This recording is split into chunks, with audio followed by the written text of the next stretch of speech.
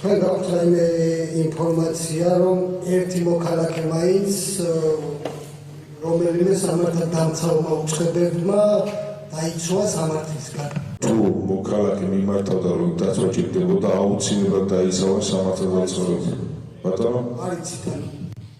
ჩემთვის არავის არ მოუმართავს და ამიტომ მე არ მეცოდინე რომ შეიძლება სხვას მიმართა. და არ იცით.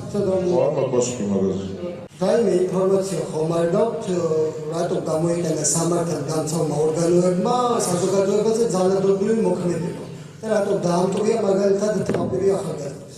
აი ამ ხალხში თქვენ გაარჩევდით ის შეულებრივად მომიტინგე იყო, რომელიც პროტესტს გამოთქვამდა, თუ შეიძლება ყოფილიყო შეულებრივი ტიტუშკა.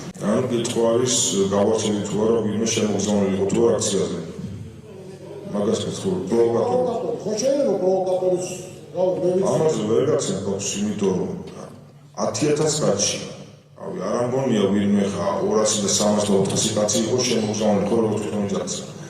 იყო აქციის მონაწილეები, რომლისგანაც რომლებიც გვესწრებენ ქვეებს.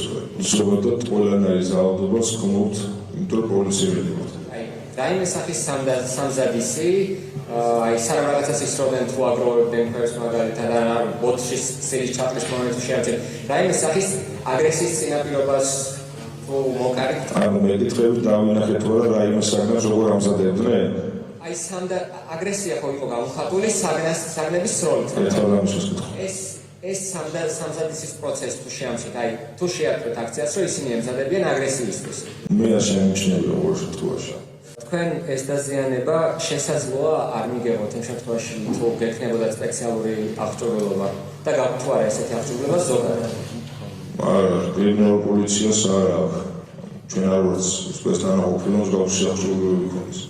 ანუ მაგალითად თუ ბრძანებას გასცემენ რაღაც კონკრეტული ადგილი გადაკეთოთ და სიტყვაზე ხელმძღვანელობა ხედავს რისკს, რომ შეიძლება გაიკეთება იმ დროს შეიძლება მოხდეს შეტაკება ან შეჭრა, თქვენზე არ არის გათვლილი, რომ ან ჩაფხუტი მოვაწოდონ რაიმე ჯავშანი. მაგაზე მე ვერ გაცემ პასუხს რა. არ გქონიათ ამის გამოცდილება? არ მქონია.